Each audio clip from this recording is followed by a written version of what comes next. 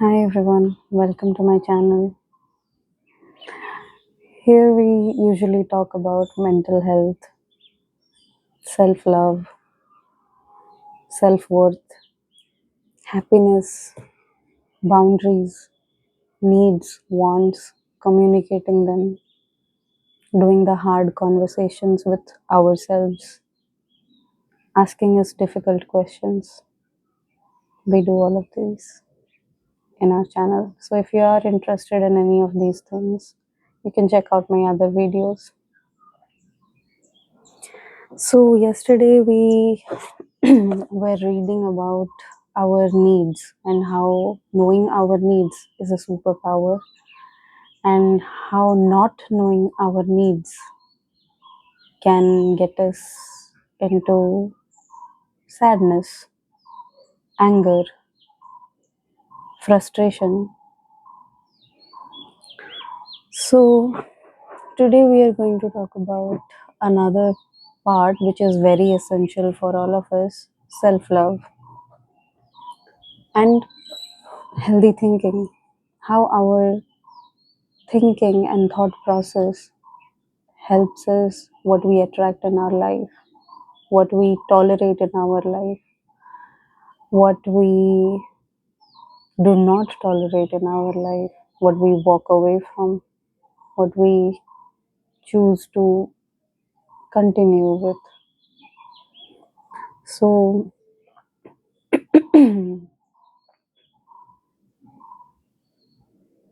so this is the book Heart Talk by Cleo Wade that we're currently reading, and we are going to that part where we are going to discuss about thoughts and self love. So, let's start with cleaning our thoughts. Our thoughts are nothing but the echo of what we have heard people close to us telling telling to us all throughout our life, starting from the childhood till now, or till the time when someone reaches that point where they consciously realize that they need to change their thought patterns. So they go into reading about psychology, therapy, counseling.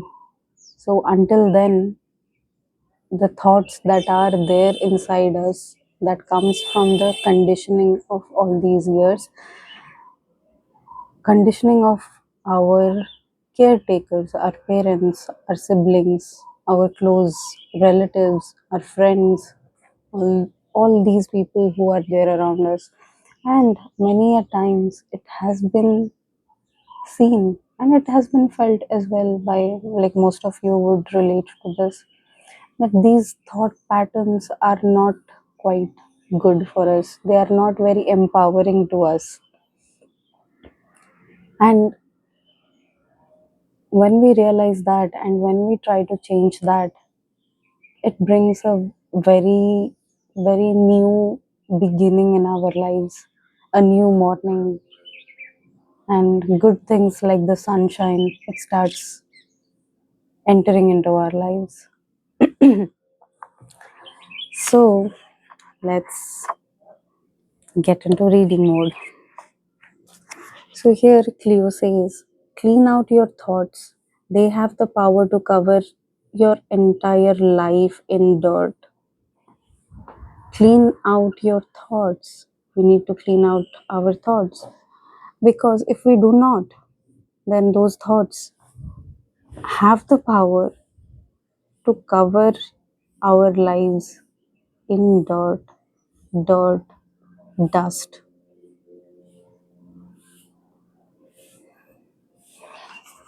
Deep and important. And we are going to do that.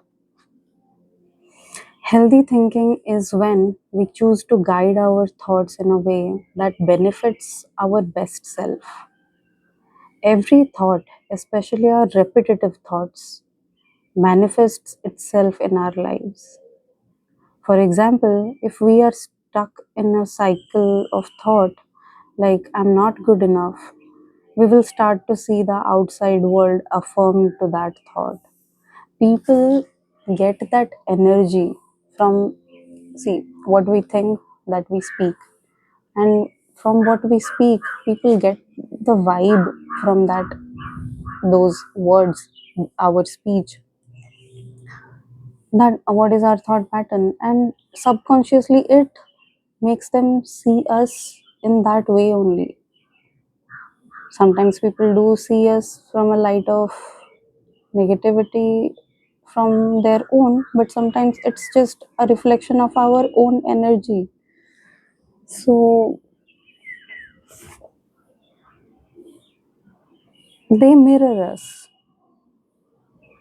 So if we think we are not good enough, we will attract people who think we are not good enough, as well as the people who are there around us might might might mirror that we are not good enough energy, and that's not healthy. Nobody wants us to feel like that. We do not want ourselves to feel like that. We may have seen people who are good to others but bad to us. But why? Why are they bad to us? That could be some personal reason they might have, but there is also a slight possibility that they are mirroring our subconscious thoughts about ourselves. So if we change that, we can try, we can experiment by changing our subconscious thoughts about ourselves and by seeing if that changes people's actions towards ourselves.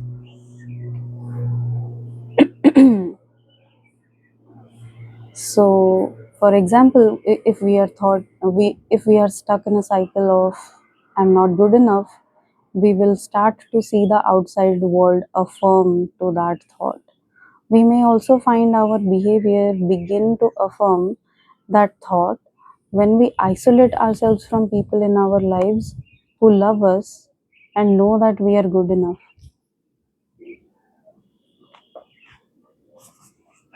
Since our thoughts are what frame our lives, the first step to constructing a healthy life is to construct highly healthy thoughts. Constructing healthy thoughts is more important. Why is it important? So if we construct healthy thoughts, first of all, it's important for us to identify what are the unhealthy thoughts we have. And how do we do that? We journal, we write what are our insecurities and what is the reality. Is there a mismatch between what we think and what we really are? Are there any faulty thought patterns? If there are, then how do we transform that to healthy thought patterns? What's the opposite of those unhealthy thought patterns that we have? So that is the process of reconstructing our thought patterns into a healthy thought pattern. Healthy thinking does not mean you never have dark thoughts. Yes, healthy thinking never means that you never have dark thoughts. You may have dark thoughts, but it is important that bring yourself back to that healthy state once again. It just means that you don't stay in unhelpful thoughts long enough for them to influence your reality.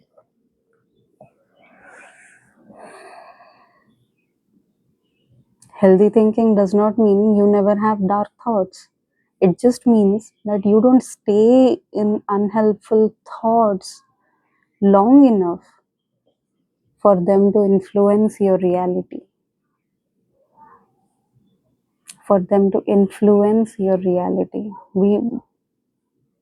If we are cultivating healthy thoughts, there is a risk that uh, dark thoughts might come.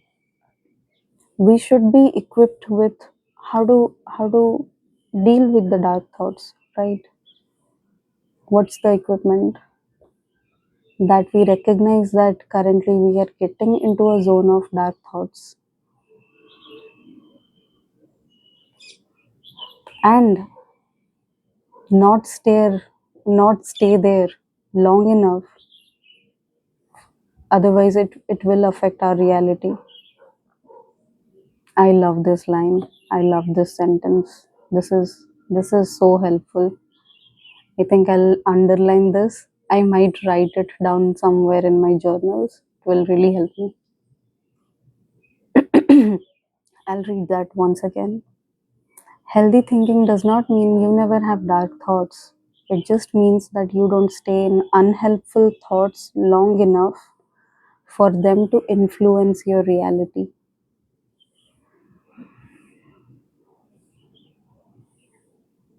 We become the stories we tell ourselves. So it's crucial that we, as narrators, frame our experiences with thoughts that heal, nurture, and motivate us.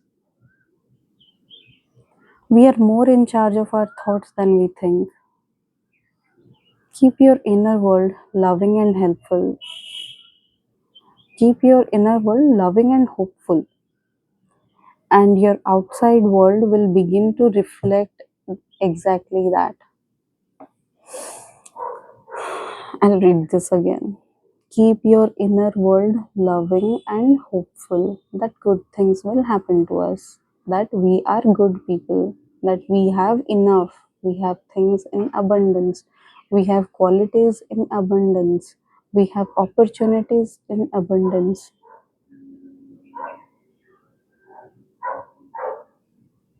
and the world outside will begin to reflect exactly that. What we think, we will attract.